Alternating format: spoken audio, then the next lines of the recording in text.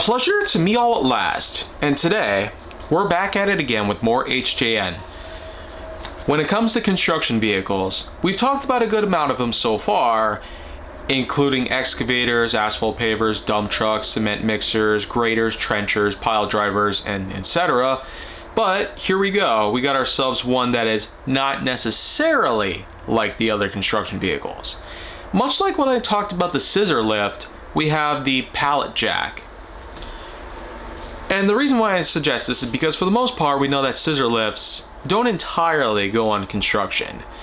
While you have yourself the scissor lift, it's mostly made for interior work, whether it be for replacing lights or fixing up rafters, or often doing other things in which that we cannot go from the ground, or which construction vehicles are not able to enter or exit properly. Well, we could talk a bit about the pallet jack. As simple as the name itself implies, much like its own function, which is of course to bring up pallets, often loaded with cargo, to designated spots, whether it be in a warehouse, or inside of a company building, or inside of a fabrication department or factory, or even a FedEx facility. Yeah, there's a lot of pallets where I work at. The most part though is that pallet jacks are seen as a rather essential tool made possible in the workshop or wherever it is that you work at, because pallets are often seen as a necessary piece for storing cargo, or even when stacking multiple pallets against each other that are all emptied, of course. And the pallet jack does allow for them to be easily moved, knowing that a pallet alone, depending on what it's made of, many of the ones I work with are usually made out of birch wood, allows for some easy weight distribution while also being pretty light. There's also some that we got a hold of that are polymer based, sort of like plastic, but very tough in comparison. So while the wood ones are starting to see better days, the plastic ones, or polymer ones, depending on which way you look at it, are going to be around for a pretty long time, as it seems. They take a lot of abuse, as it turns out, even when accidentally getting run over by a van. 10 tons, I should imply. Well, you know what though, regardless of what the pallet itself may be, the pallet jack will always be there for us every step of the way.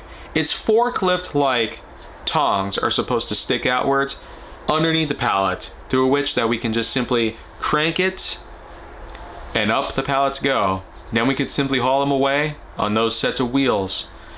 Its unique articulation via the hinge joint between the prongs and the handle do allow for easy distribution and movement around any facility.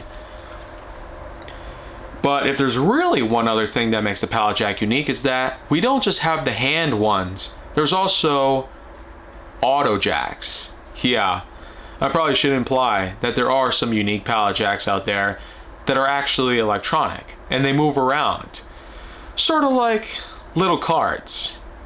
And they do much of the same thing. They lift pallets up with the cargo and put them where they're supposed to go. And sometimes these auto jacks, as we would call them, can be found on the railroads. Yeah, if you ever worked with Union Pacific's produce department, oh man, the Superfruit Express, for instance, man, those things were amazing. Matt Bowen showed his skills out there in Washington, and that was all the way back in 2008.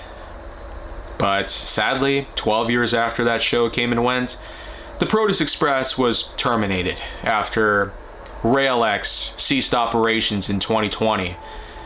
But that alone is an entirely different story, something that I could talk about elsewhere.